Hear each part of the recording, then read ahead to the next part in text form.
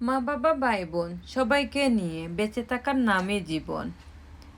এর থেকে শান্তি আর কোথাও হতে পারে না। Hello everyone, welcome back to my channel. আজকে নতুন একটা ব্লগ আপনাদের সাথে শেয়ার করছি। আর এখন সকাল 10টার মতো বাজে। আর আজকে আমি চা বিস্কিটটা খেয়ে নেব।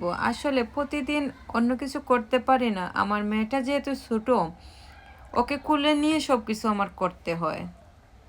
তাই আমি আজকে চা বিস্কুটটা খেয়ে নেব সকালে।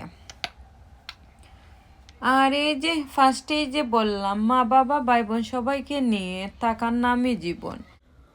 অনেকে আছে, অনেক ছেলেরা আছে, শুধু তারা ঠিক আছে মা বাবাকে দেখাশোনা করে কিন্তু তাদের কাছে নিয়ে রাখতে চায় না। কিন্তু এতে করে তো অনেকটা মা বাবার কষ্ট হয়। তারা মুখে কিছু বলতে না পারলেও তারা ঠিকই বুঝতে পারে। যাই হোক, আর বেশি কিছু বললাম না। আর আজকে আমি দুপুরের জন্য রান্না করতেছি ডাল আর চিকেন। আজকে ডালটা রান্না করব আর চিকেনটা।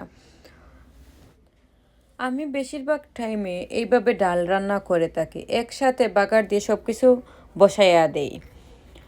অন্যভাবেও রান্না করা যায়, কিন্তু আমি বেশিরভাগ এইভাবেই করি।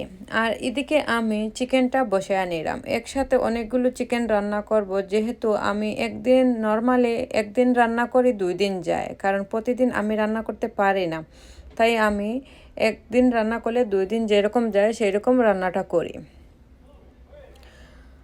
আর আপনাদের কী অবস্থা? আমার ভিডিওটা যদি দেখে থাকেন, প্লিজ মনে করে একটা লাইক দিবেন, কমেন্ট করবেন, আর ভালো লাগলে শেয়ার করবেন। এই যে এদিকে আমার ডাল রান্নাটা হয়ে গেছে। আর আমার হাতের ডাল নাকি অনেক টেস্ট হয়, সেটা আমার হাজব্যান্ড বলে, এটা আমার কথা না। অনেকেই বলছে আমার হাতের ডালটা নাকি অনেক বেশি টেস্ট হয়। আর আজকে আমি চিকেনটা রান্না করলাম, কারণ প্রথমে পেঁয়াজ আর এইগুলা দেওয়ার পরে আমি তেলের মধ্যে আগে মাংসটা ভেজে নিচ্ছি। যেহেতু আজকে আর আলাদাভাবে মাংসটা ভাজি নেই, তাই আমি এভাবে ভেজে নিচ্ছি। এরপরে সব মশলাগুলা দেব, গুঁড়া মশলাগুলা। এই যে 5-6 মিনিটের মতো মাংসটা আমি ভেজে নিয়েছি পেঁয়াজের সাথে। আর এখন আমি সব মশলাগুলো দিয়ে দিচ্ছি। এভাবে রান্না করলেও খেতে কিন্তু ভীষণ টেস্ট হয়। আর এই যে আমি মাংসটা এখন কষিয়ে নিলাম।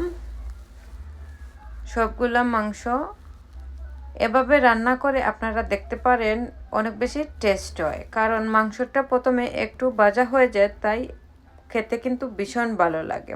আর এই যে আমার রান্নাটা একদম কমপ্লিট হয়ে গেছে। আর আজকে এই পর্যন্ত। আপনারা সবাই ভালো থাকেন। আল্লাহ হাফিজ।